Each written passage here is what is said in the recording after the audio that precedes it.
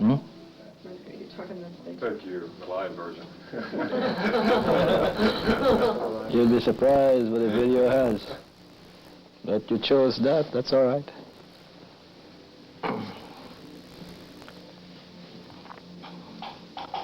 The meditation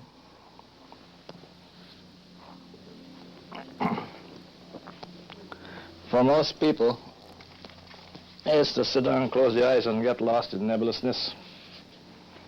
But the Oriental has fostered that for centuries because they didn't want to be bugged by stupid questions. Most of the time the student had, or then they call him chela or a child, and we'll go through all kind of brain picking operation. So the teachers found simple ways to keep them occupied. In the meantime, the actual science was never taught to the student until the student had spent many years of self-frustration to where he would literally pick up a rock and throw it down in front of the teacher and tell the teacher off. Then the teacher will touch him and give him the actual science and shut him up. We've come that far already in this part of the world, and we've been exposed to a lot of programs over the years, but you get together with them and you talk with them, and they're still talking agricultural language of pacifying the brain and getting lost in structural geometry of the mind. That's what we call the art. The actual science is still yet to be tapped, and what do you do with it? But the scientist is on the verge of discovering it for himself, and we eventually tear it right apart and begin applying it, and then the whole world would be waking up for the first time that meditation is not something to sit down and close your eyes and get lost, but it's the actual science of how to live now. In the meantime, the scientists would have torn it apart, thrown away all the agricultural labels that breed the guilt and the sickness in the human brain and body, and grab hold of terminology to liberate the human being so they can be functional and self-committed and stop being a passenger and take responsibility for their lives by getting behind the wheel and drive it. So don't get fooled about meditation because I have no time to waste on it. I have to live it. I can't talk it. And that's why to us meditation is not a word that spells like this.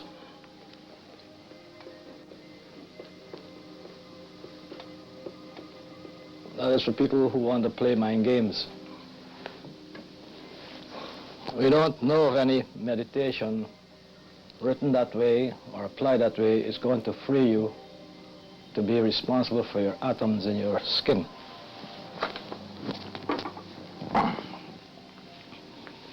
But modern science is catching up very fast, that we will have to accept the atom in the skin.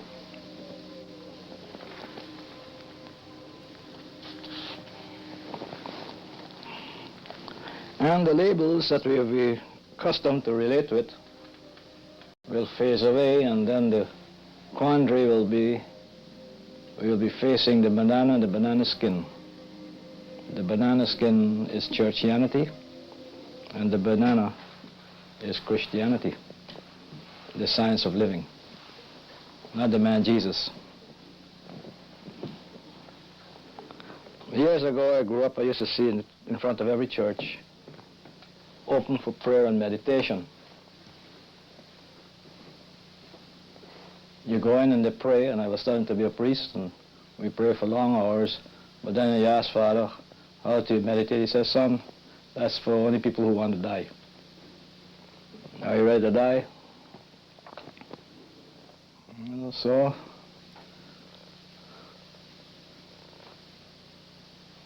Depends what you mean, Father. Good, at least you got some understanding. Some people want to die to be buried, and some want to die to the world in order to discover there's another world inside of themselves. So Father says, well, for that reason, you're a mystic. So I went up and told my father, I can't be a Christian or a priest because I'm a misfit. And he said, well, that's too bad, be a Buddhist.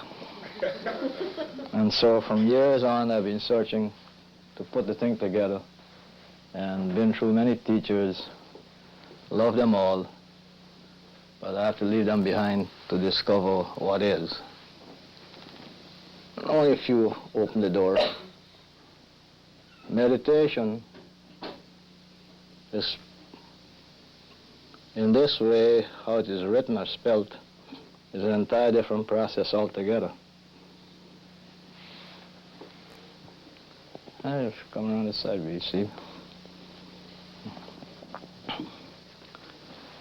So they usually refer to reading of a word like that, made up of many letters, of many words, as a what? Anagram or an acronym? An acronym. An acronym, good. So you know NASA is a bunch of words, right? And so they take the first letter of each word and they make it, and they call it NASA. And from now on to the year 2050, somebody's going to think there's some place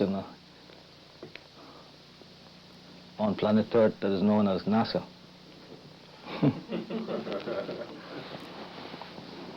And then when people come out, where you came from, NASA? Oh, yes, that's a school. Right. And what do they teach you? Nazism. Meantime, the actual knowledge is gone. Now, meditation is a bridge as a science between two processes locked up in us. And you can't bridge the process until you know what is locked up in yourself and what is it you're trying to bridge to. So, as far as you know over the years, there's a common saying, you like to show off your body over your mind, or you like to show off your mind over your body. Which way you think you'd like to show off?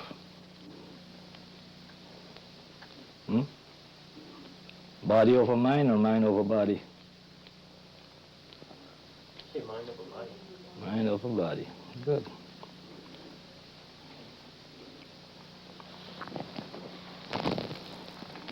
So the body is referred to as matter.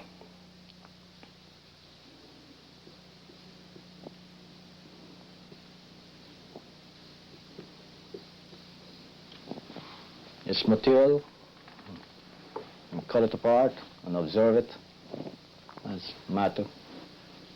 We can't find mind in it yet. But we can try and show off with it. I like it to show me a peace of mind. But then you say you can apply mind over matter. Ain't that funny?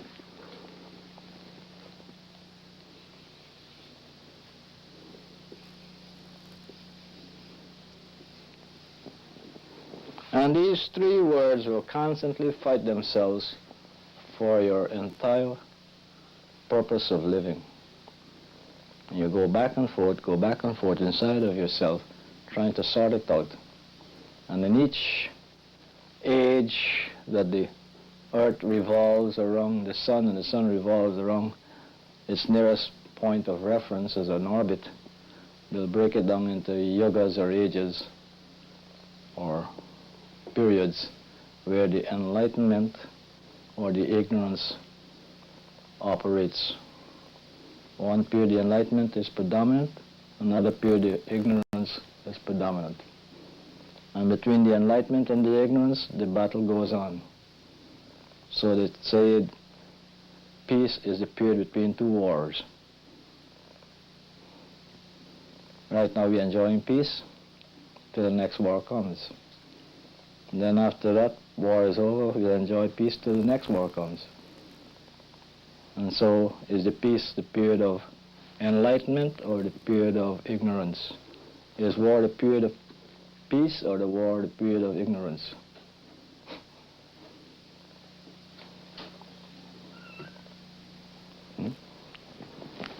We're still going to be battling back and forth with these three words. And those who want the peace will search for meditation. And those who don't want the peace, they'll search for matter. How many guns we can point to you to keep you away from the door? So that's the choice we have. Sedate or dominate. But the mind will play both of them.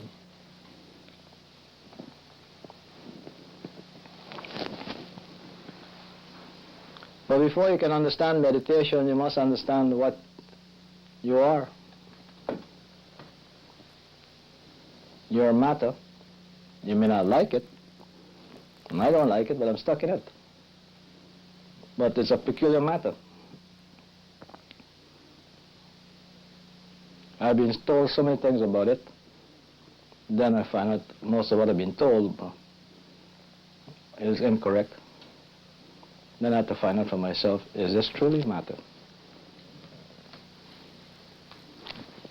Turns out that this is not matter. This is moving atoms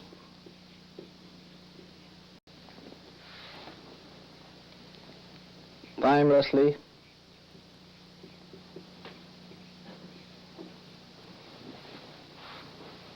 transforming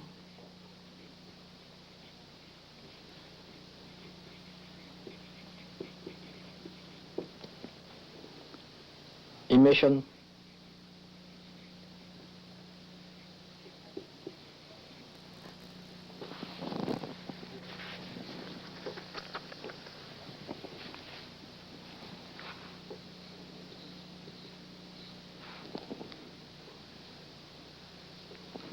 recurrence.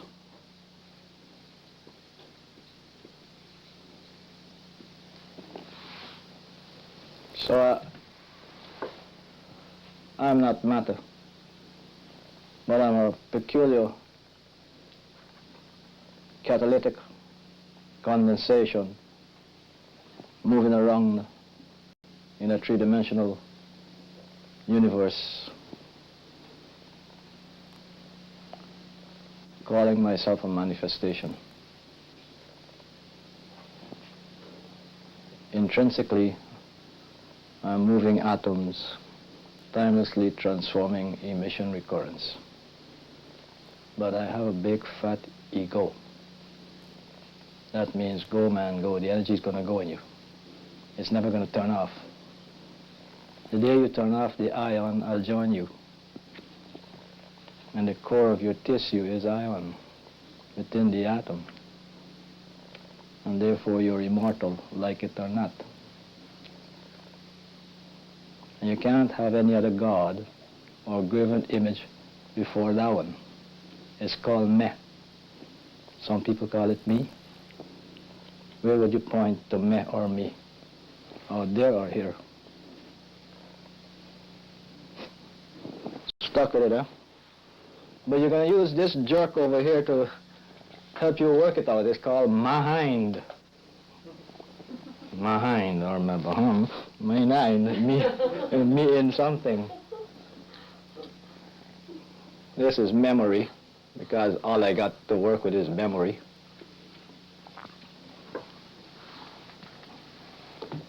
And if I can get a wrong memory, I'll be happy.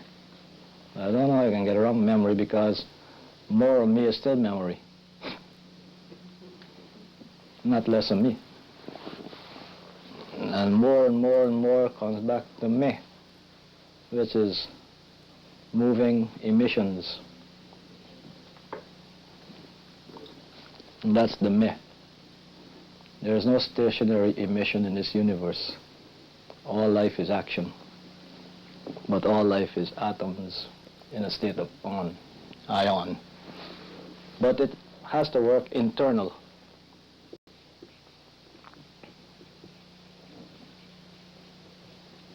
So memory, or me internally, doing what? Navigate, because navigate is all you could do with yourself. If you get behind the wheel, you got to drive. If you want to be a muck-up, sit in the passenger seat. But the worst muck-up is behind the wheel. See? So in the passenger seat, you can be a farmer. In the driver's seat, you got to be a scientist. So you're going to navigate.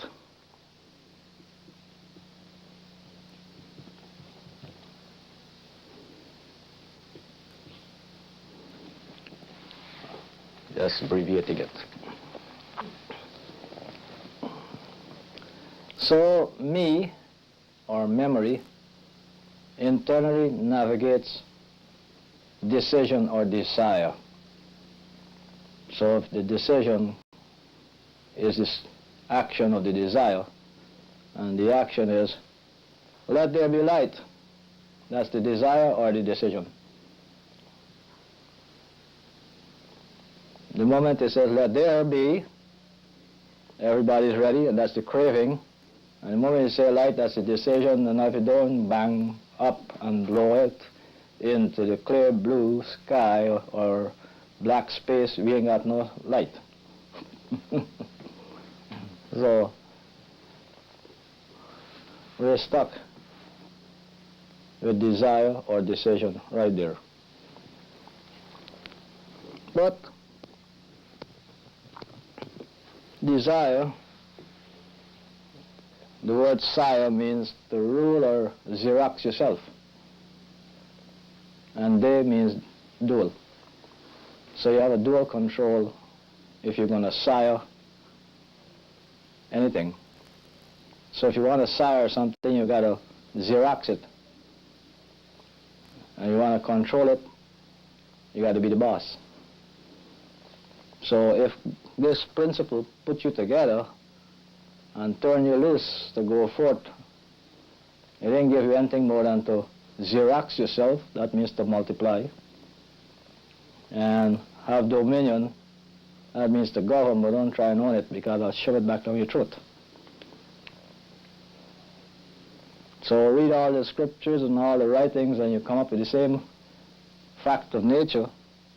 We ain't going a single place other than right here now in the atom, playing a mind game called manifestation. But because we are thrown out to experience individuality in a mechanism called tissue, not the mechanism called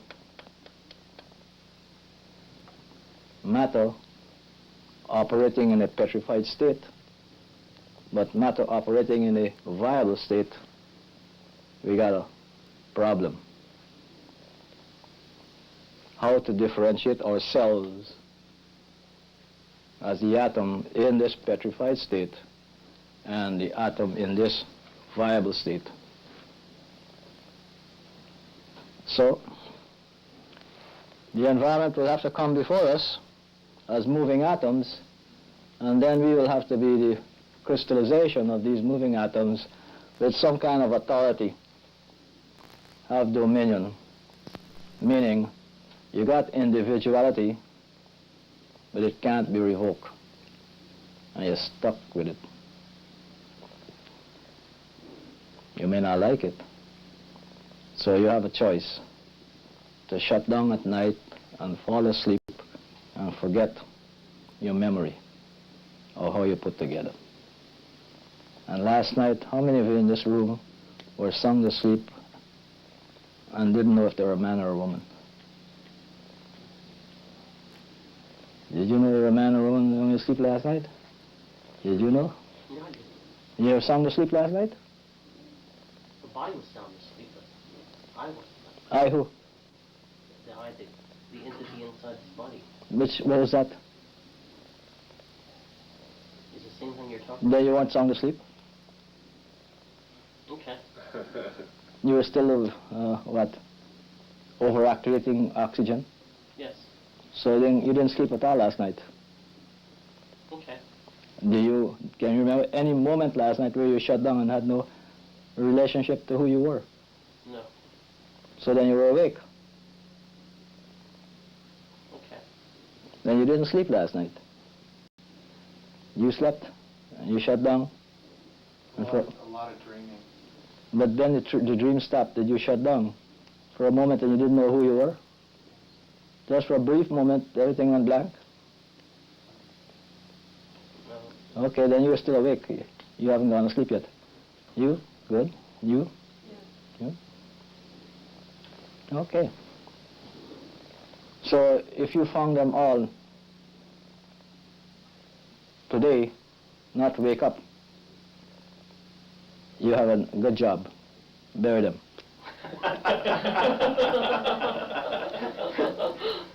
They wouldn't know if they're being buried anyhow, because they don't even know who they are when they're sound asleep.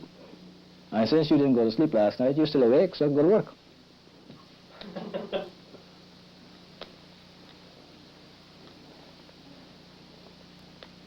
Sounds too simple. Now, when you were wide awake last night in your head, how far did you go? By then it's called the astral planes. But, all right, how far did you go? There's no way of me measuring this. It was not in my immediate surrounding or my familiar surrounding. So you didn't go no place other than what? Raise a different frequency in your brain to look at what? Tomorrow, yesterday, or now? Fantasy, fiction. So what is fantasy? What you can't live before you experience it? Or you can't call back because it's finished?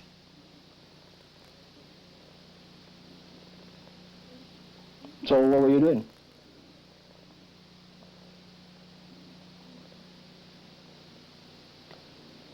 Playing brain geometry with your oxygen? I guess you'd call it that, yes. Well, that's exactly what you did. You didn't go to sleep. You said you were wide awake, so you go to work. Bury the dead people. They were dead because they didn't know who they were, and then they don't wake up. They lost their oxygen. You got a good job. There you go. Just put them in the ground and collect the fee if there's anybody to pay for it. And so if there's nobody around, you'll be the only person around sitting now what? Enjoying your nose, breathing, and say, well, what next? See, that's the funny joke about this whole universe. Even if you know tomorrow, you can't live it. And if you think you're over there, you're still sitting here to do it.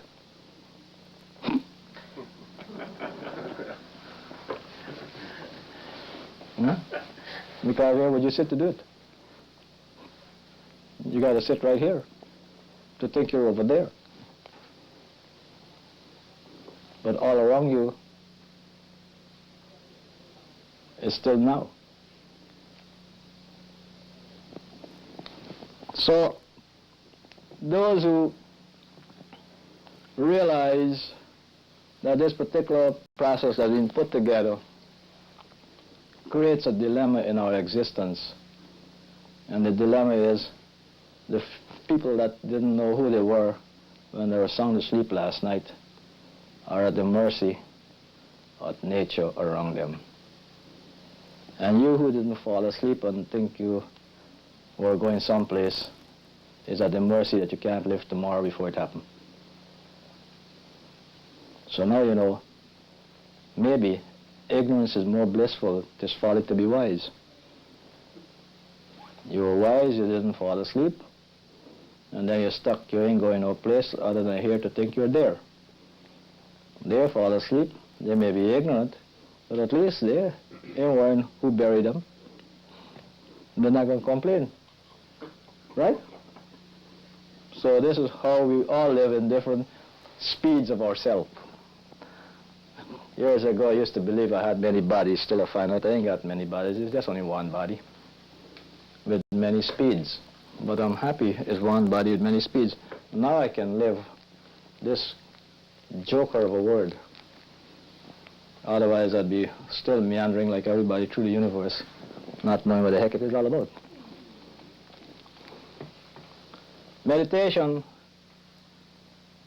is the actual science of living between the moving atoms and the memory processes and how to function in the now. And has nothing to do in shutting down and going off. But we have to probe and push the individual into that in order to get them interested in themselves. Because they're so locked up in their who and hue, H-U-E, it wouldn't stir a single vibration to find out what. But there used to be a program in this country, I think, two of the greatest comedians, Bud Abbott and Lou Costello, and they used to play a kind of a game. What the game was? Who's in first and what's in second, and I don't know what's in third. But the public didn't know what they're talking, so they thought they were playing football or ball game. But those two men knew what they were talking about. Who's in first? That's your ego, you know, a big who you.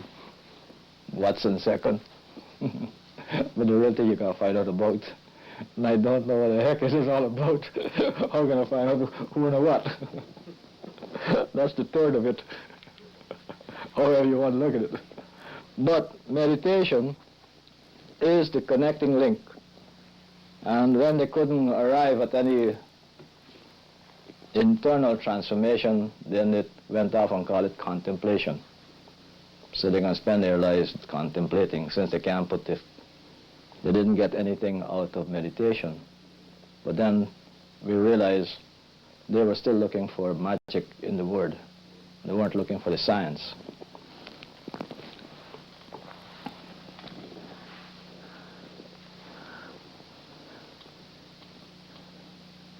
Mental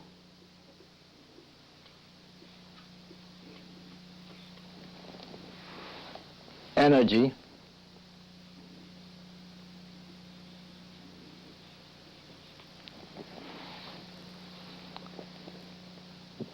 directing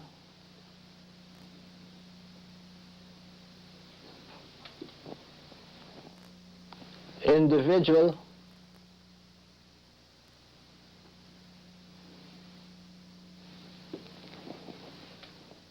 thought activities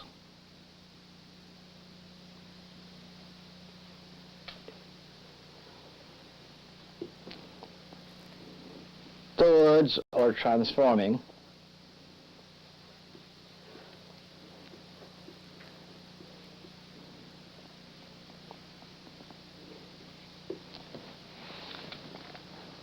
intuitive or independent of the senses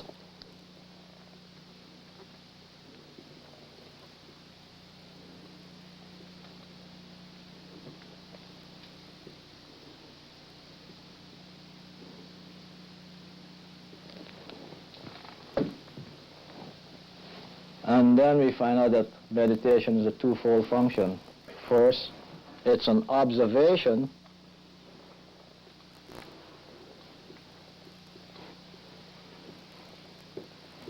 which most of us get lost in, and then reach a point of pacification or sedation, and never go to the next condition, and that is oneness.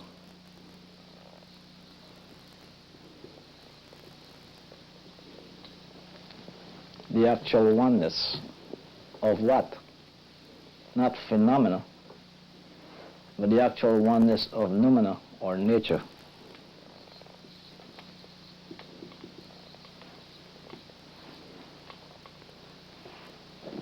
Noumenon.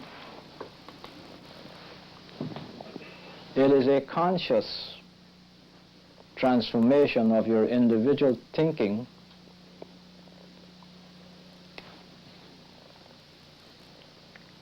independent of the senses to observe and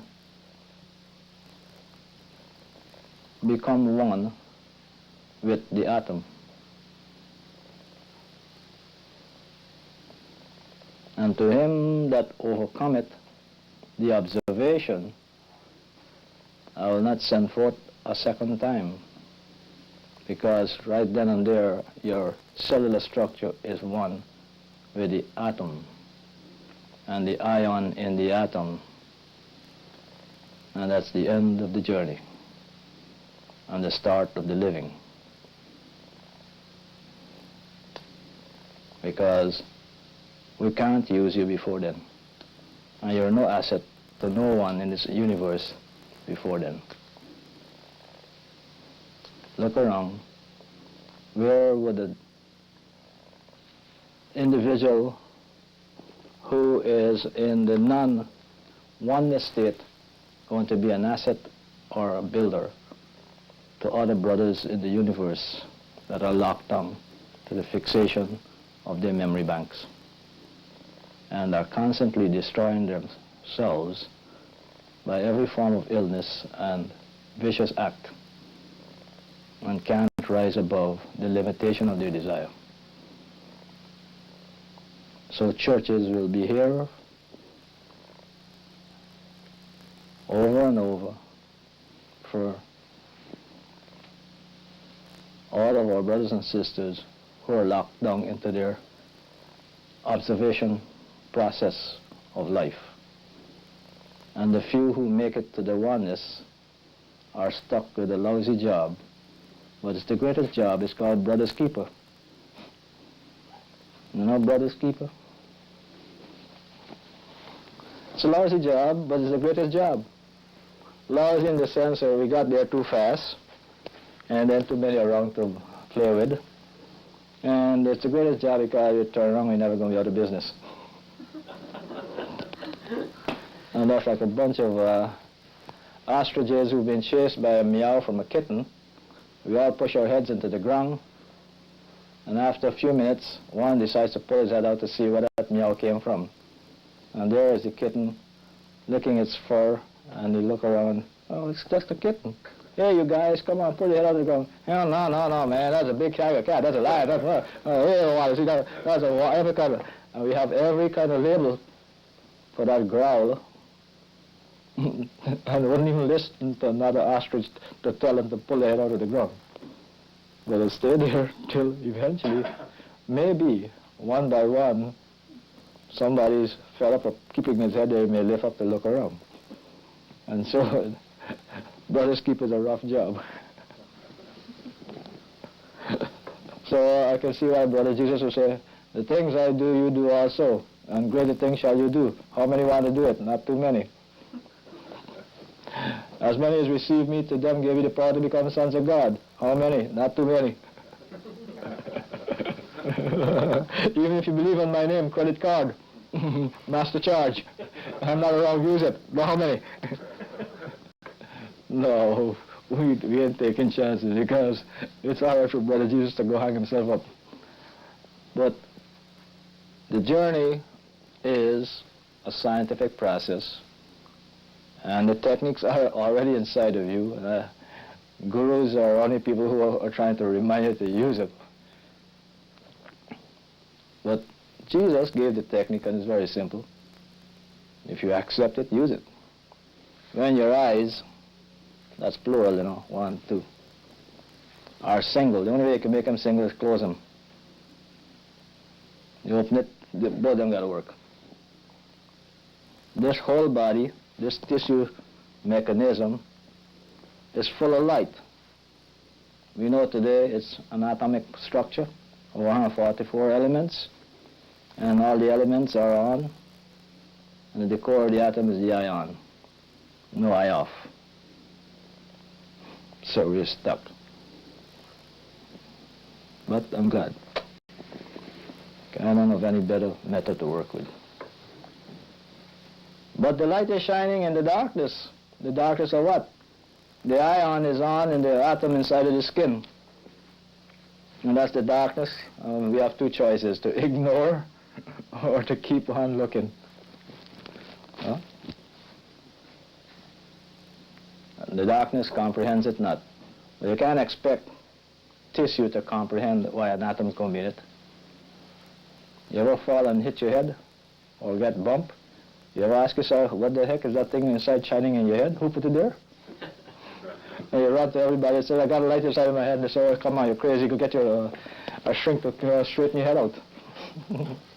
So, in the meantime, he can tell you all kind of fancy words or what? Tell you you're crazy because you saw some light inside your skin? Do you run into a joker like me who says, hey, that's the thing you're looking for? Hey man, don't turn it off. Anyway, you can't turn it off, so you may turn off your attention to it, but you can't turn it off inside your skin, see? So I love that wonderful sailor guy in the comic strip. His name is Popeye. Popeye the Sailor Man, I am what I am, I am. Some people don't even understand the comedy of his. But the author's a fantastic individual to put the knowledge in such a nice cartoon. Let the world think he's playing games with cartoons. But if you know how to read between the lines, to those who understand what he's doing, it's terrific. And he saw the light, saw the light. And it's always like a flash bulb in your head. But it's inside of you, and you can see it. The light is shining in the darkness. And the darkness don't comprehend it because that's the senses. It doesn't understand why it's there. You don't have a way to measure it. Now we have equipment to prove it. It's there, like it or not, and we're stuck with it. So we might as well find out what to do with it. That comes the next stage. But let your light so shine before men. Now that's a heck of a job, You just said before a donkey or a tree. Before men. I don't know how many people want to see a light shining in your face before they're going to report you to the Department of Traffic Bureau for being a night blind. Or you suffer from some kind of disease for having your skin glowing in the dark.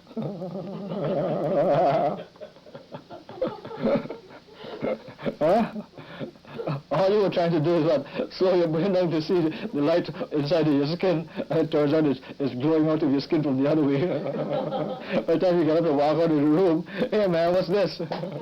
So we got to, Oh, that's a funny joke about this whole science. You try to slow down to see the light, and then when you get up to walk out of the room, everybody is talking about that. Did you see that glow over that guy's skin? And then you call on a lot of people to describe it to you. Oh yes, aura, nice, big dick. Then the scientists say, I love the scientists. I don't believe nothing until I cut it apart. And even after I cut it apart and I can't find it, I still don't believe it. Well, he's all right. I love him because I'm not hard-headed like him too. But I'm not stupid in the sense that I can't recognize facts when I see them. This is atoms, yes. And it's not no magic. How to work with it is the important part of it. If I slow the brain down in order to see the atom, I must also be prepared for the consequences of that slowing down. If my skin glow, I may be carried away with the labels a lot of people say about it. But if I'm stupid to let myself believe that, then I don't know what the heck caused the glow in the first place. So, if I don't fool myself and I start questioning the structure, and then I can duplicate the process again, then I know that the man Jesus was not kidding when he said, let your light so shine before men that they may see the good works and glorify the Father in you. The process of taking the phosphorus in your skin and bringing it to a level to be visible in the dark, let alone in the light, after you slow down the body by bringing the breath into a more slower respiratory rate, you will trigger certain temporal and biological reactions to raise that condition in your skin. And the benefit will be for who? Others to feel that something is going on in you. Benefit for you is more because your body is starting to demonstrate its first higher immune potency. They may call you divine because you glow in the dark. They may photograph you with a big round light around your skin. You can fool yourself with it, but in actuality you will be having a high ratio of immunity against the common known diseases that defeat you. So they always say, how come a realized person can have so many diseases that a poor man is dead from, and the unrealized man is dead from, and he still got it, and he's got it under control, but don't bug him. Then he can all of a sudden phase it out of his system and have no trace of it. What is he doing? Playing games? Or does he understand emission recurrence in matter? And he know how to draw from the memory bank to navigate it with any desire. And he only has two desires: to live or live to die. If you live to die, that's the end of the emission recurrence, but funny joke, you don't seem to rot. No matter how you try, you don't rot. And if you live to live, you can't find his body. That's another funny joke. Where did he go? Was he ever here at all?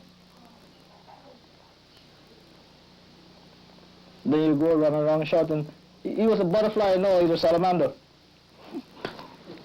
Butterfly fly away from a caterpillar, they don't rot, and salamander runs into the fire, it doesn't rot. Or funny joke, eh? So we come back and we look at ourselves. Maybe there's something to this meditation science.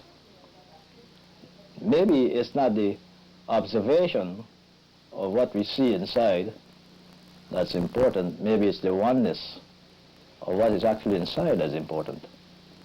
How can we become one with it? And it's in that oneness we are referred to as liberated, enlightened, or Christed, or whatever label you want to call it. The yogis in India call it union. That's why they use the word yoga. Mr. Einstein called it unified field. And Mr. Carl Jung called it synchronicity. Well, however you arrive at that oneness inside of your cells, that is the contribution to you, to God, not a God. He's giving you the opportunity by becoming this creation, providing this creation a form to work called individuality. There are many individuals in this room. No two are alike. Yet each one in this room is made of the same condition. Are you a sperm and an ovum? Agreed, right? Are you a sperm and an ovum? Good. But you don't look like him, right? They call you what? Woman, and you call him man, right? The frequencies just differ. Now, if both of you were asleep tonight, and both of you met in your sleep walking across in Miss Kihofa's house here, looking at a slant-eyed jerk called Adano, and yet you're living in two different parts of this city, and you meet here walking in the sleep.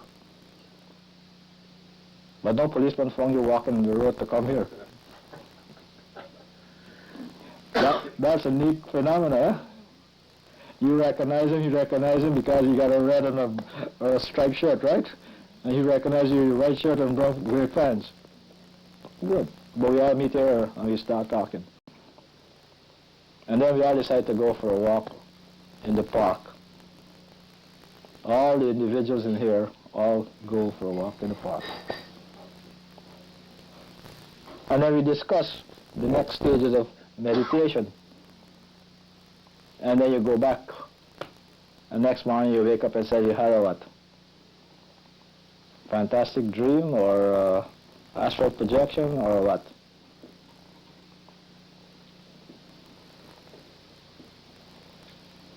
Shift in consciousness, an altered state in consciousness, or a what? Some would call it dreams, and some people call it astral projection. And then what else you call it?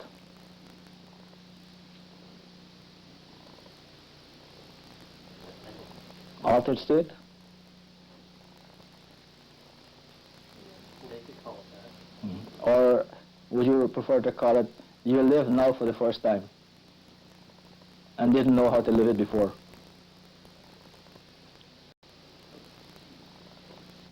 If you remember it, if you're aware of it, yeah. Well, if you remember it's past already. If it's now, it never left you.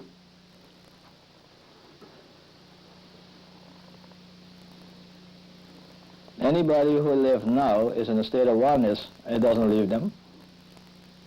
If you read the autobiography of a yogi, good. In that autobiography of a yogi, there was a man called Yogananda. He wanted to know God, so he went to his teacher. And then when his teacher caught him meditating, with his mind drifting all over the universe, up in another room, and then the teacher says, "Come here, I want to talk to you." "But Master, I'm meditating in your room." He said, "Yeah, I know you're meditating with your mind all over the place. You come here." "But Master, please, I got to meditate." "Yeah, I know you're meditating. Come on here." So when he came, he says, "Okay, you want God? Here." Pow! One smack on the chest. You ever got the wind knocked out of you? Yes, I have. Good. Then, in that split second, my friend Mr. Yogananda lived now, right down to midnight eternity. And then he wrote an article saying that in that moment of now, he saw beings waiting to be born, to live their roles in their life. And he even looked through the back of his head by looking in front of his face. He saw a cow come into the place where he was sitting down, and he saw through the back of the head where the cow went. He didn't even go no place where he was sitting in the now. And then when he came out of it,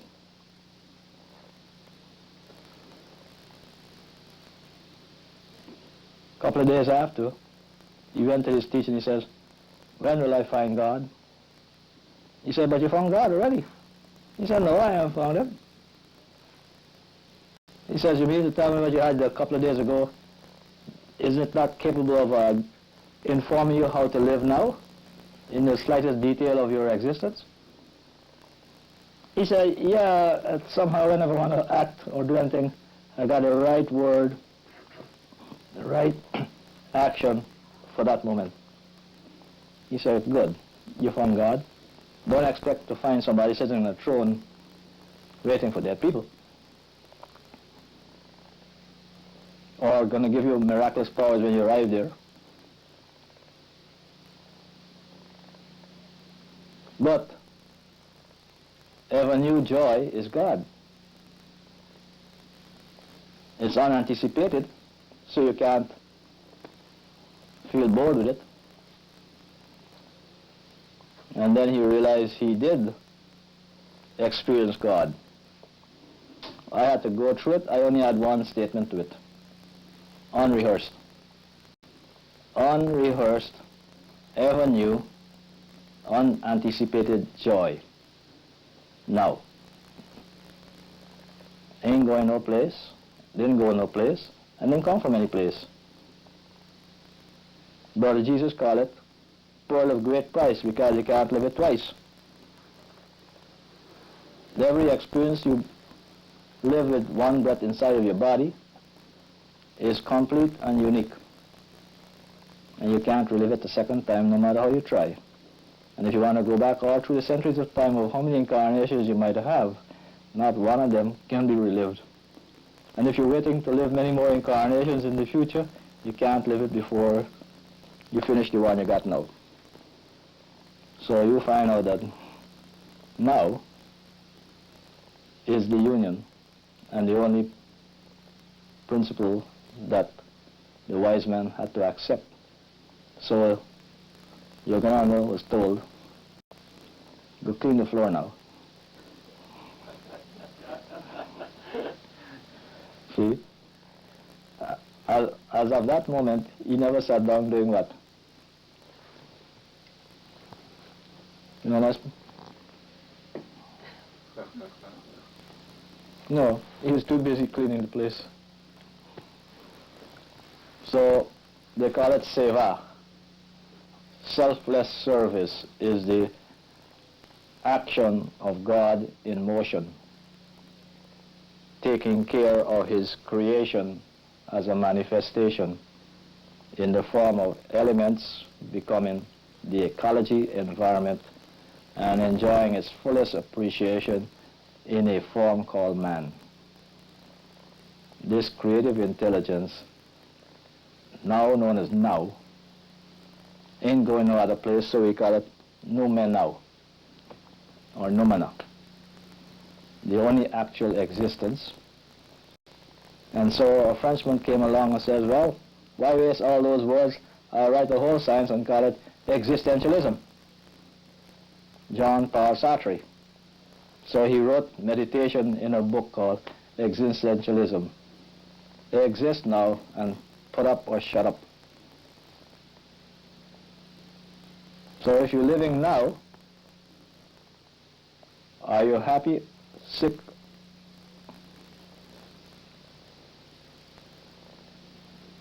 What are you? Which one of the two? Happy or sick? Good.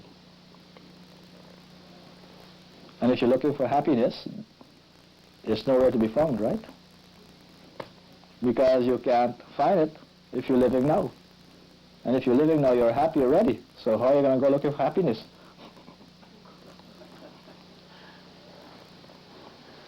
So meditation becomes the science of living, not a means of escaping from one point of awareness in order to shut out what we feel we can't cope with, to go to someplace else. It is the understanding of what you are, who you are. And when you stop looking for who you are and accept what you are, you live meditation. And in living it, you are taking your mental energy and directing your individual thinking to transform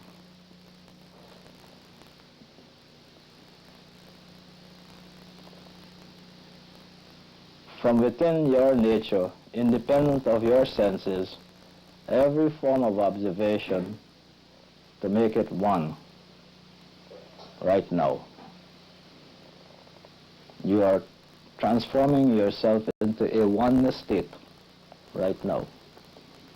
You ain't going no place to do it because there's no place to go. And years ago when they asked me to teach yoga, I said I only have one posture to teach. It's called Mahasana. And they said, what is that?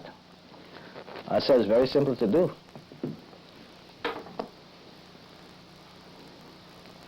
You see it? Mahasana. No, stand on your 2 feet. See? Mahasana. Stand on your 2 feet. It's over. No more yoga. If you accept the Mahasana, the standing on your 2 feet, you're going to breathe more to do more. Then you are ready for anything that comes your way, simply because you're not going to look for it. And when it arrives, it's the right time for you to handle it. So Eastern people used to call it Kung Fu. Very few things are coming to you now. So that's the Kung Fu bit. I'm waiting for what will happen. So if I can move in reference to the movement that is coming, then I'm synchronizing, so they call it the Tai Chi. So there we are, standing, ready. Come now, what it is, how few, how more, and then relate. Then we can make a lifestyle out of it or an art form. But the individual knows deep inside of himself he ain't going no place and he ain't looking for nothing other than he's appreciating standing on his 2 feet, confronting what is there to confront.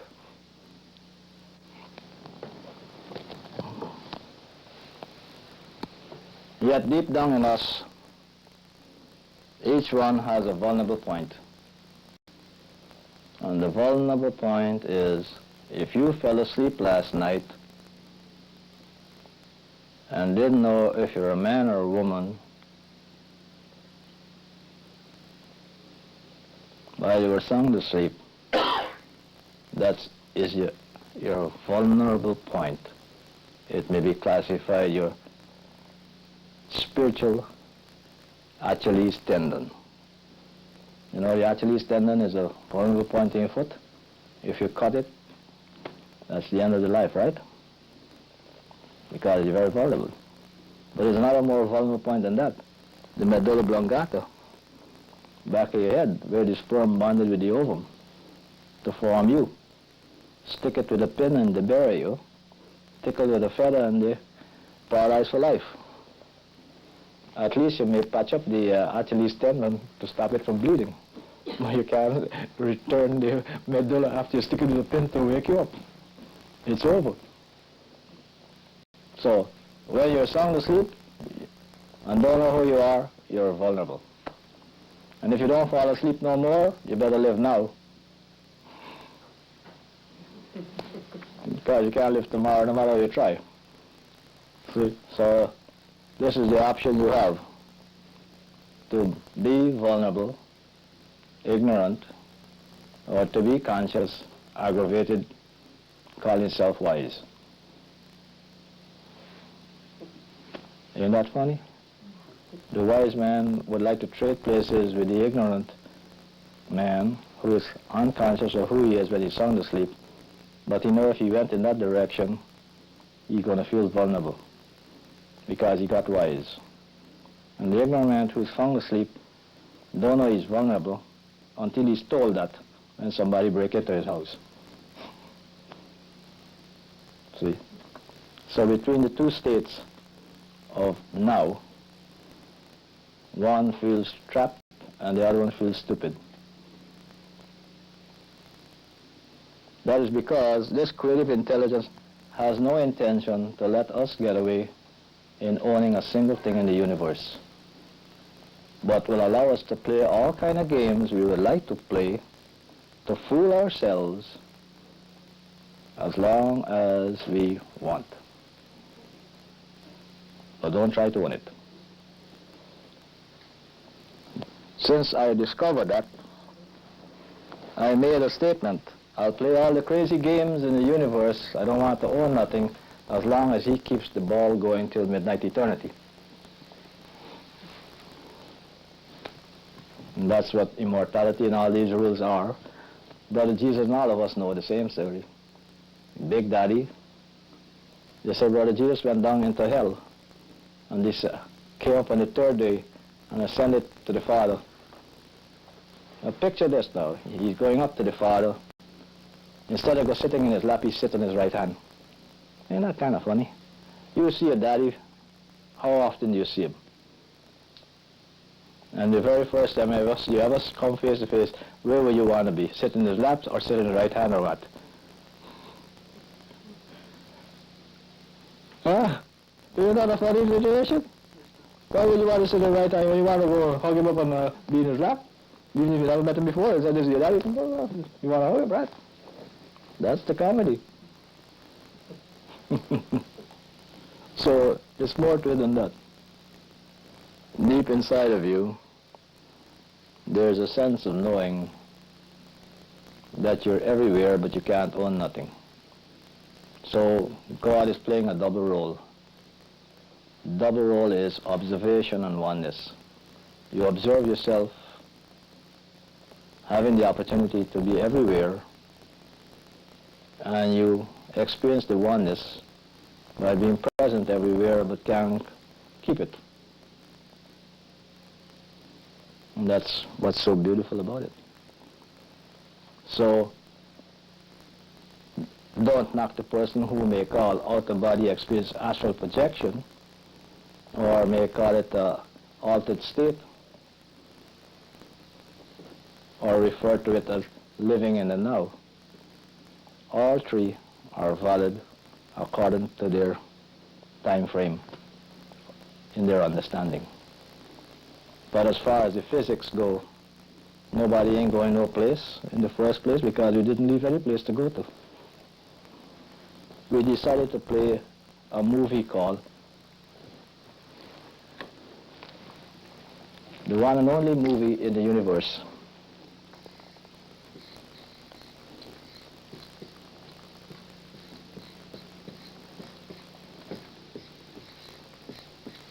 See that movie? What do you call it? Huh? Act ion? I don't know creation. I never found any creation. But I know there's only one movie going on, one cosmic show going on. It's called the Act Ion, not I-off.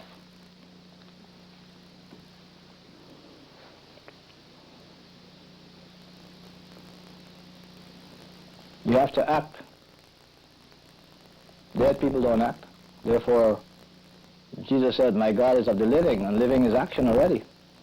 And if it's a God, it's got to be a principle of life that's self-sustaining. It's got to be on, can't be turned off. And if it's going to carry you, that's the cream of it. So in other words, you're the end product. You're the reward, the writer of the script, the actor in the script, the producer of the script, the director of the script, and the audience in the script, and the box office money collection. It's all you and I inside.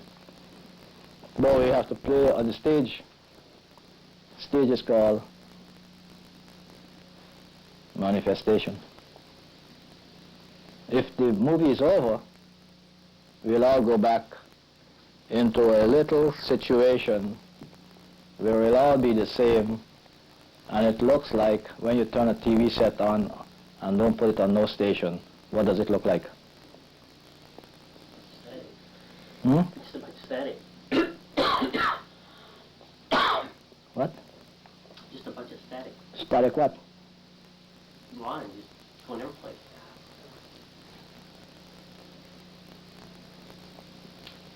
Hmm? Light. Light? What is light? Hmm? Hmm? Atoms. Little circles, not squares, not triangles. They're all turning around so they don't bump into each other, they know where they're going. Ain't that a comedy?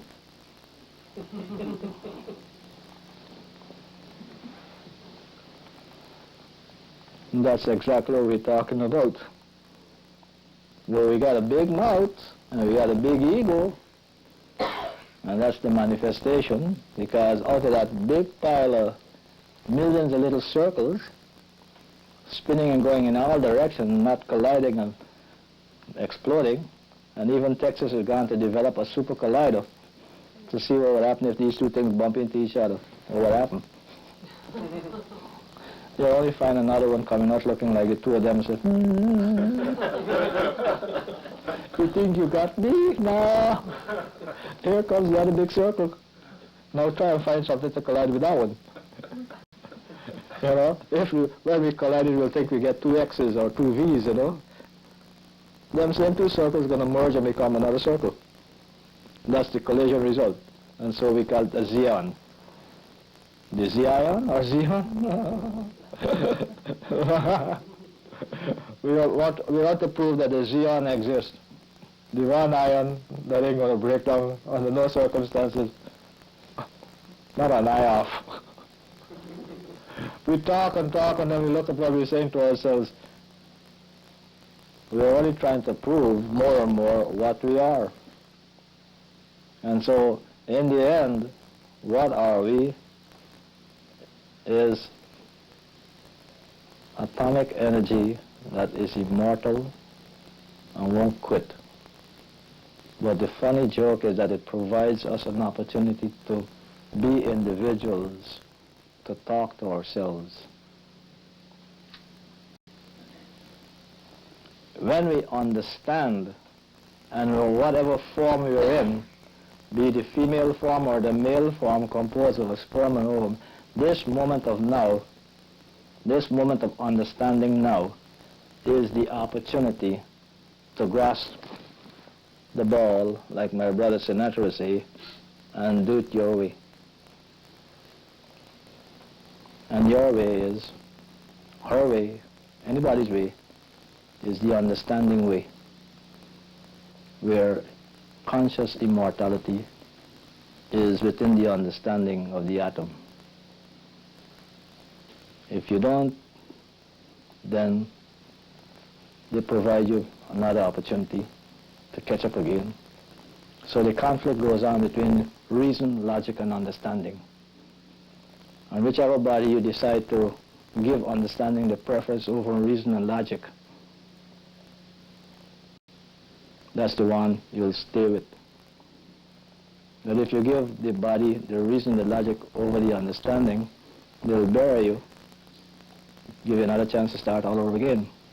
So Brother Paul will say, you're stupid, because I told you already, I rebuke you in your rejoicing, and that is the miracles. They ain't no good, because why? How many dead people can you raise before the IRS come after the guy? Let alone how many mountains can you move before you create earthquakes? So I offer you, and that's what Paul says, understanding, the fruit of the Spirit, not the gifts. The gifts are the magic play, all the different running around in your head. But I offer you understanding. The one thing is called conscious immortality, or your atomic nature, how it's put together, understand it, then you don't have to live the illusion of going someplace when you die, or looking for something to come to you to make you great. You're already great if you only use your mouth. But, you see, but then you'll say, well, how can I survive in this world? Paul says, well, go to work. But work for yourself, don't work for somebody else. So he got up, and he was going to be a tent maker. Well, the Roman government don't like self-employed people, so they say, get rid of that guy. We're going to lose all our slaves. We ain't getting no more money at the end of the week, or the month, or the year. This guy's going to turn up the whole society and get them to all working for themselves, a tent maker. No good.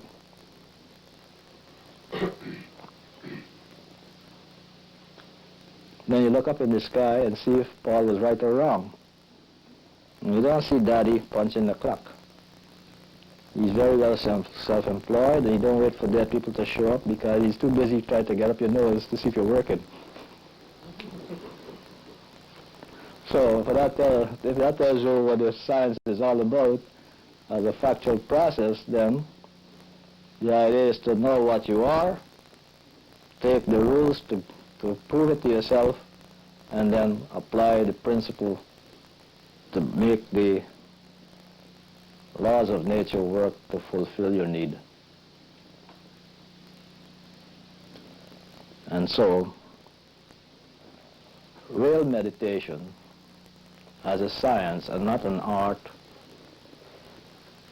is geared on living in the now and having the opportunity to express the creativity to provide many ways to use now. So if you see a need for something and you have the foresight to recognize it, put it together, somebody's going to buy it. That's why Einstein says, I ain't worrying if I don't have a bank account as long as I got the insight to put something together. Somebody will want it better than me. You see what I mean? The knowledge of bringing consciousness into now to make it work.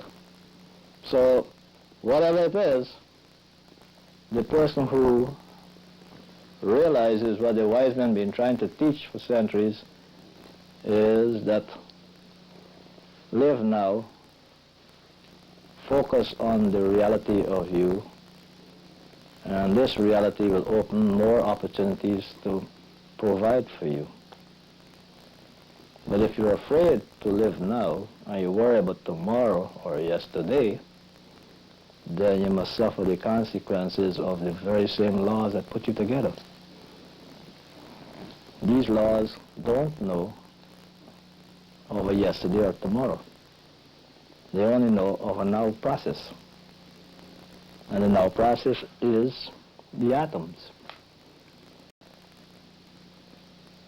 Now, there is a man by the name of Dr. Guy Manners who proved many of these ideas. He even went to prove it with sound waves. He showed that a mineral, when you beam a certain sound wave, would take a certain shape. And the shape would continue to remain a shape as long as that sound wave was beamed on it. If you took away the beam of sound and put another sound, the shape will change. And then it will assume that new shape till that sound was changed. So he proved once and for all, in the beginning, or in this structural universe, sound waves or word is the actual formation of matter. So the Bible put it in agricultural language, in the beginning was the Word, and the Word was with God, and the Word was God, and the Word is made flesh and dwells in men. Mr. Manners came along and proved beyond doubt that sound waves hold structural substances in a geometry as long as the sound waves are beamed on them. And as soon as you take away the sound waves, they will change their shape. If you keep the sound wave as long as you want, the shape will stay as long as you want. You and I are a result of those sound waves.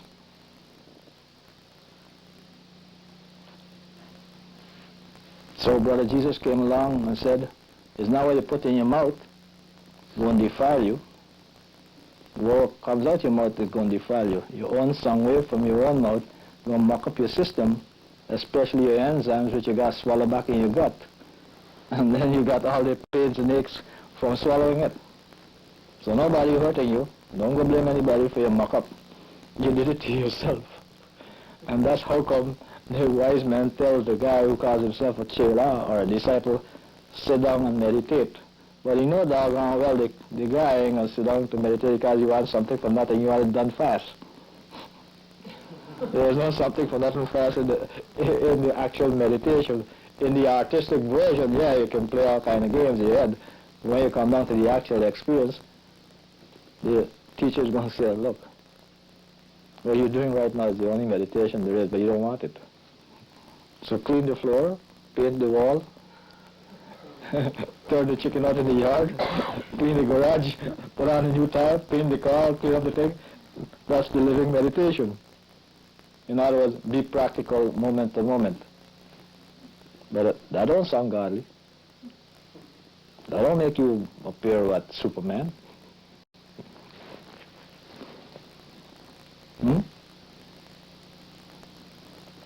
Looks too mundane. But if you understand what you're doing, you don't worry if you sweep the floor or paint the garage door or put on a pair of tires. You understand. It's the guy who don't understand is busy looking for what? In the name of the Lord, I crucify you. In the name of the Lord, I baptize you. He's looking for what? Verbal expectation for somebody else to tell him he's a great guy.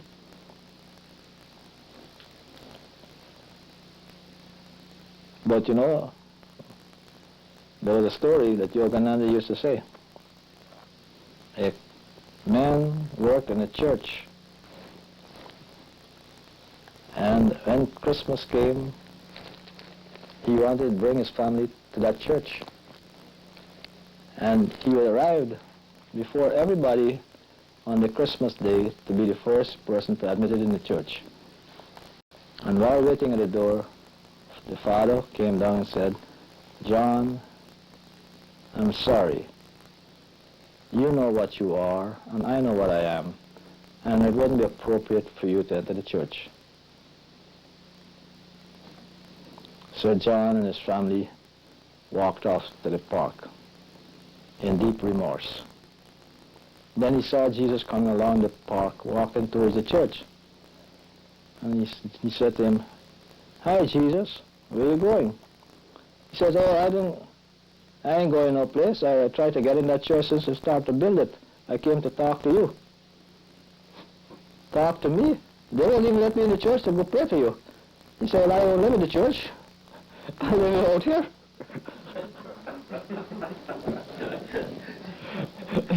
So, you want to talk to me or you want to go to church?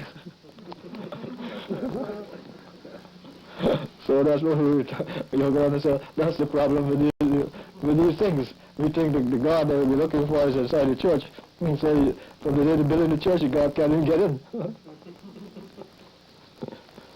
And the man who cleaned the place up can't even go to church to pray. And the God who's supposed to be there is meeting him in the park bench. So you see, what we're saying is this. It is not in the temple you'll find the truth. It's right here within yourself in the now, when you understand what it is. And so, if Jesus appeared to him, or he had an altered state, or he was a victim of a walk-in or a channeling, who the hell cares? He got the experience. That's what's more important. Whatever you want to call it, but he got his experience that he met Jesus. If you ask Jesus, did you meet John? Well, naturally, I met him all the time, but he didn't recognize me. See? Then that would be another freak out. But the point is this. Meditation is not something to sit down and close your eyes and get lost. We start out that way simply because we don't know, and we have to be encouraged in it. But finally, when the actual experience comes up, it is that moment you got to live, that moment of oneness. And so, even when you would say that Jesus went to the Garden of Gethsemane and prayed or meditated,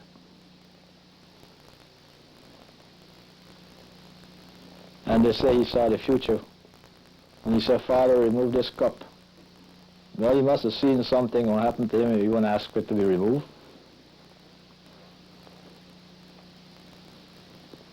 But then he retreated from that statement, not my will, but thy will be done.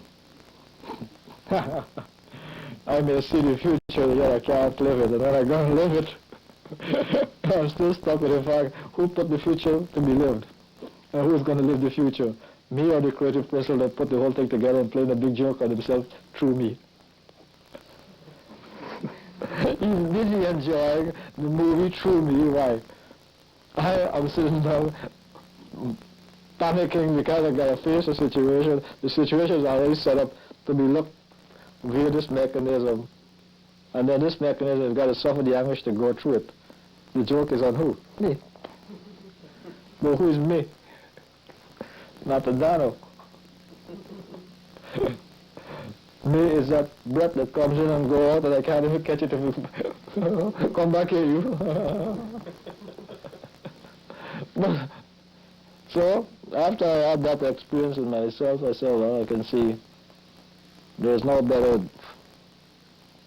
process to relate to the creative universe than to live now.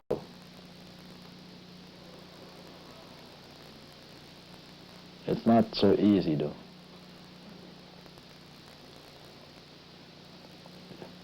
It's one of the most challenging feeling you have in your body. You ask a policeman on duty, can he live now? You can ask a soldier on duty, sentry, can you live now? And he knows in a few seconds a bomb can drop or somebody will break in and he got to be on the go. And each one will tell you, maybe. They'll never say yes, and they'll never say no. So maybe you could, but I don't know yet. Because why?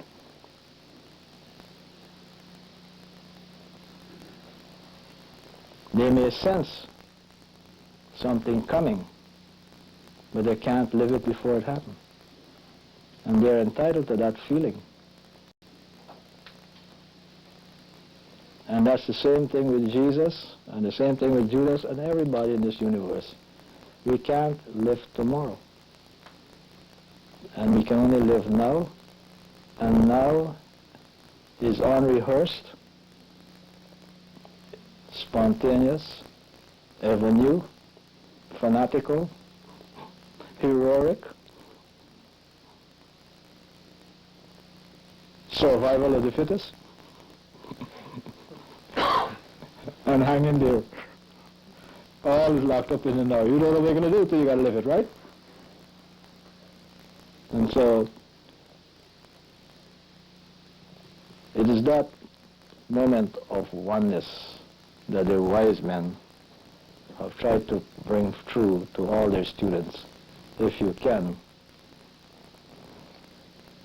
So they call it the Zen, the very peak. That very micron instant of now.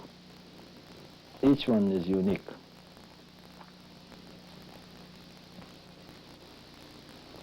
That's why Jesus would call it peace that passes all understanding. You can't make it, you can't give it away, you can only live it. And so, it's not Christ a man, Christ the principle in you that allows you to live it. The man Jesus lived it, then he said, the peace I give, the world don't give. The world gives you 6 feet under the ground. I, the man Jesus, is offering you an opportunity to look inside of yourself, right back at that critical moment of now called the Christ in you, and ignite. It's the conscious ignition. Every split second, you're living the conscious ignition. And you don't appreciate it is when you're gasping for it. If you had the breath knocked out of you, you know how precious that is a feeling, right? Good. So that is what the wise men been trying to get us to realize, that if we can relate to that day to day, we're in control of our health and we're no longer victims of stress or breakdown.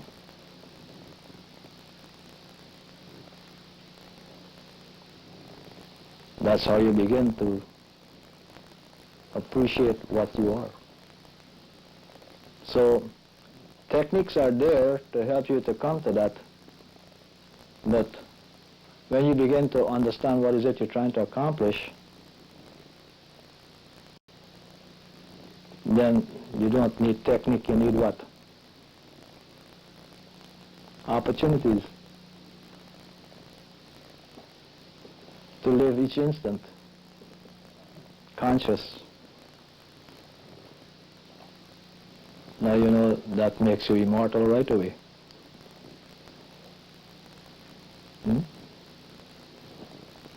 Opportunities to live conscious.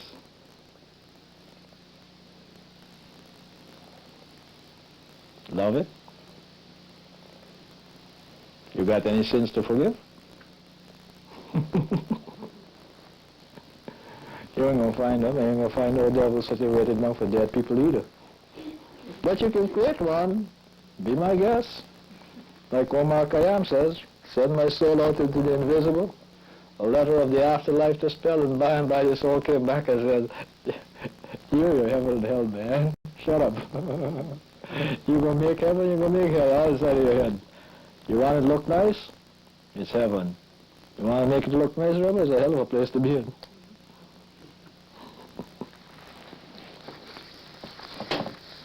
After I realized that meditation was a way of life and not something to escape from, I then went the next step forward. Living in the now, and take the one important letter of the alphabet, I. See it?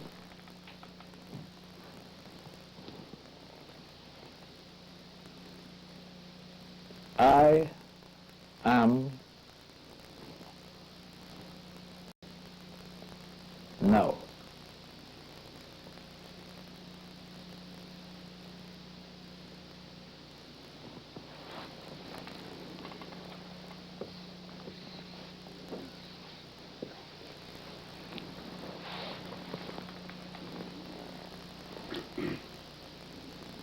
So if I am now, and therefore I don't have to feel threatened by my existence, I'll read it like a Chinaman, since I'm reading it like an Englishman, from left to right, and since I have the right to be right brain, left brain oriented, I won. I didn't lose a doggone thing. So from now on, real name is now one or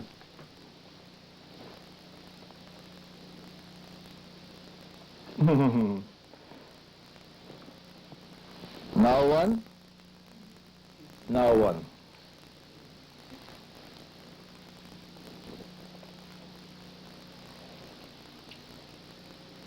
One now, now one. I ain't losing no place because where am I going to go? So I am one now, and now one. The one and only God there ever will ever be, not a God. And it's always locked up in me. Moving emission.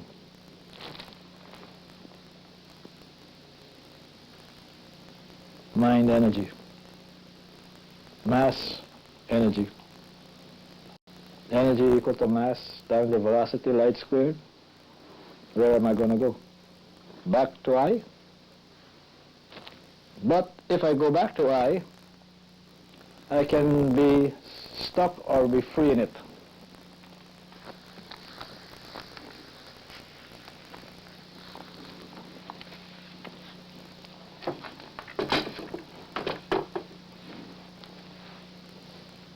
If I put my head here and they hammer this point down over my neck like a staple, I will be held in the eye, and that's my hell of me. If I put my head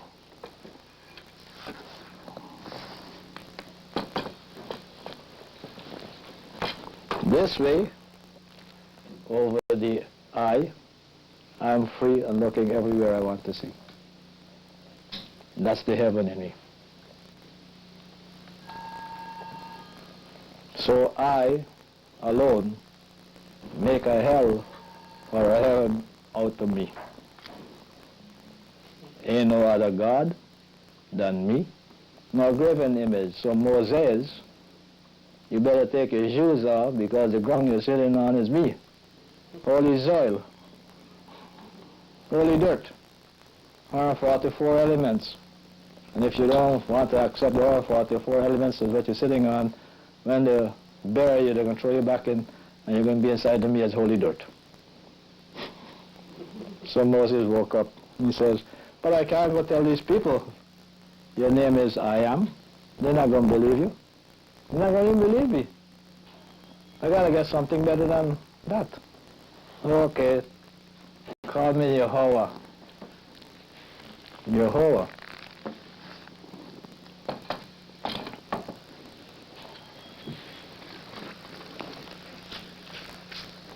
So he comes and tells the people, Yehovah sends them to liberate them from the Egyptians, and they are going to analyze Yehovah.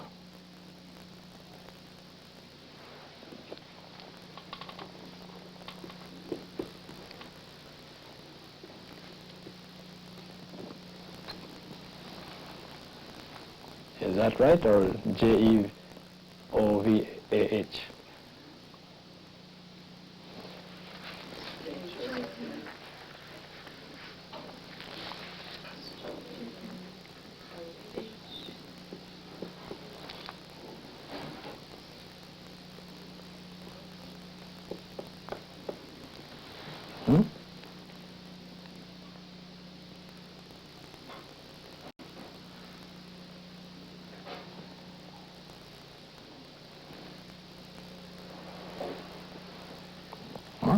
Don't look right, eh? No? Well, how would you want to make it?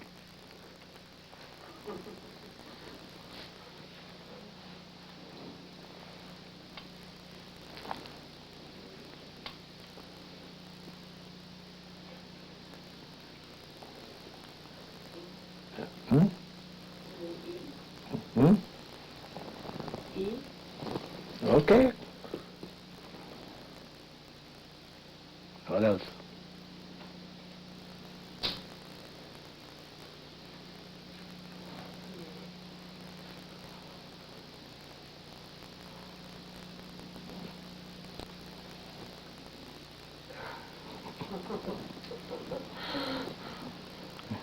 Well, maybe that's a way to spell this word. Jehovah. Yeah. Yeah. Ho. Blah. Hmm? That looks better.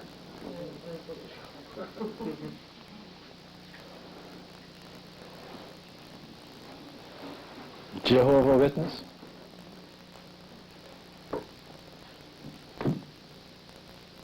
However they wanted to spell it, Moses was confronted by his own people by telling him they only represent 3 letters of their alphabet.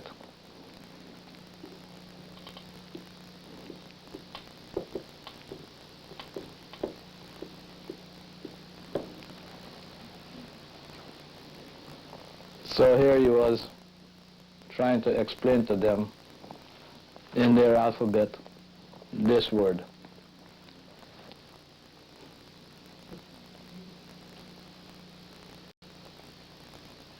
When he went and tell them Jehovah sent him. Over the centuries went by, along came a fellow, his name was Sigmund Freud. He said, at the core of your nature is this word.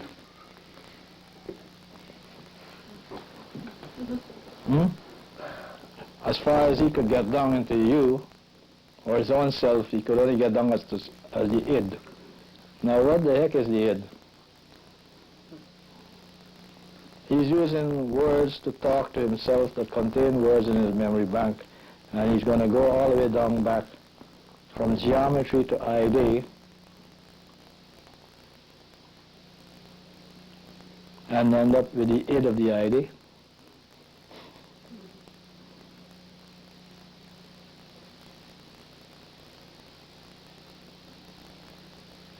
So the very origin of the idea is the id. The subliminal what? Storage of information in reference to memory bank. And even if you were to tear it apart and throw away this part, to be ultimately subliminal, you can't get around this particular geometry or alphabet in the language structure. First, you may call it one. God will love that.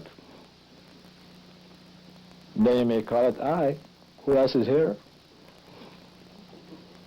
And if you dare to announce me,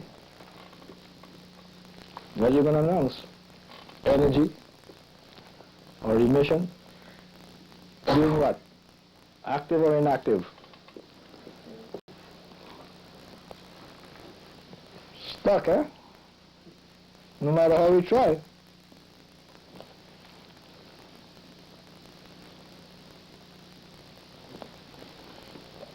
Upside down, they call it H, heaven or hell. Put your head in which location you want, bottom or top. Straight up, you're the big I. But then the big I will dare you to do what? Defy it. Then you got energy emission, acting up as matter, and having memory as mind coming back to regulate it again, to play what? A lifestyle called living now, called meditation. And those who can see the future, they call them seer, pro. When all of them are working for what?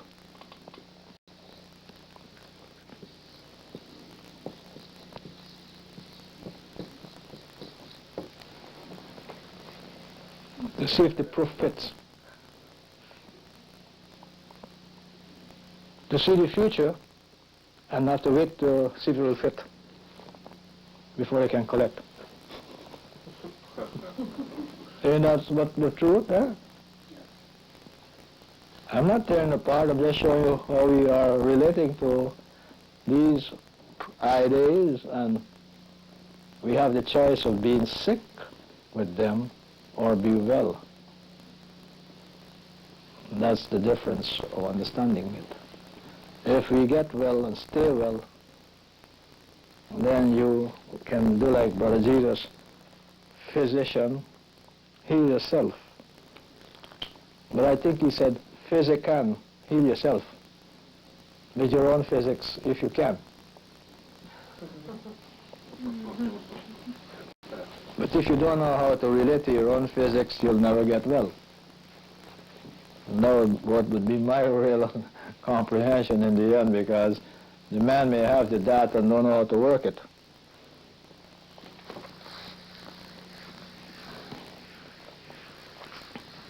Meditation is not an art, some imaginative process to get lost in, but is the actual science of living in the now. A now that offers you authentic measurements that in years to come would make Superman look like peanuts.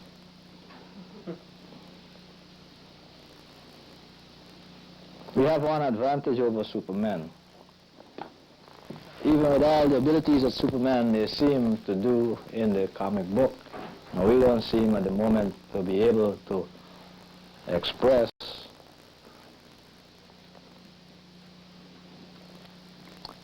we are made of carbon. And in extreme heat, the carbon becomes a diamond.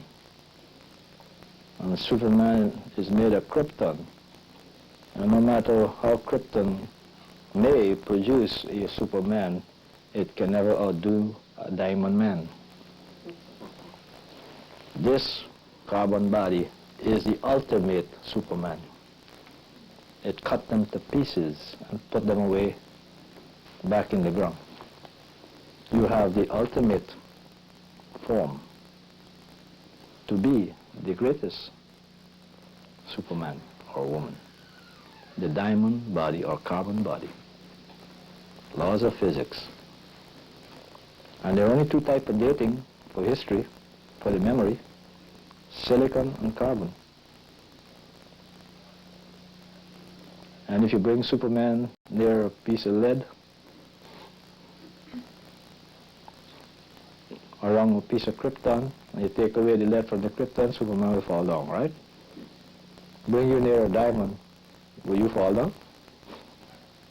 Bring you near a charcoal, will you fall down? Bring you near a carborundum, will you fall down? No. Just hold up.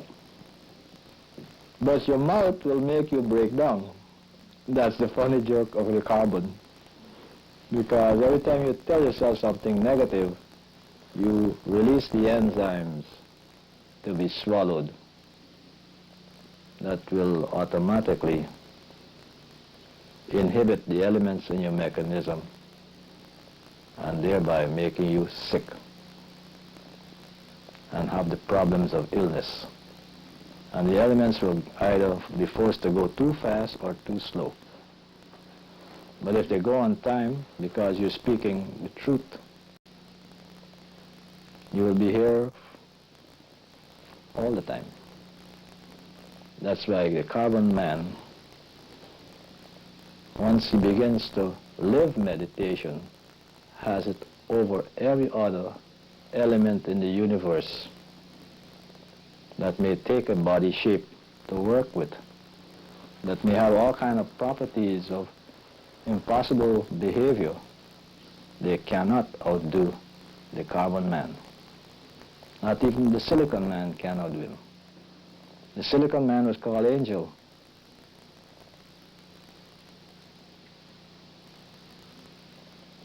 Carbon man is called muck-ups. But carbon man is stronger than the angel, because even the angel got to serve carbon man. And it takes the creative intelligence to pick out the carbon man to make it a model of the God man, the total man. It is not something we're wishing for, it's not something we're imagining. It is something we got, and if we don't use it, nobody to blame if we lose it. If we grab the moment, like my friend Sinatra say, and do it your way, I'll admire you. Because I can't breathe for you, and you can't breathe for me. But I can only point out to you what you got. I got to do it for me. What I got is the carbon body. And living in it is now. Meditation is an opportunity for me to pull it together so that I can relate between what is matter, what is mind, and how the two work in order for this atomic structure to be understood and lived in the now. And it's not a magic, and it's not something holier than thou. In fact, the more you work with it, it will teach you things that you didn't know you possess.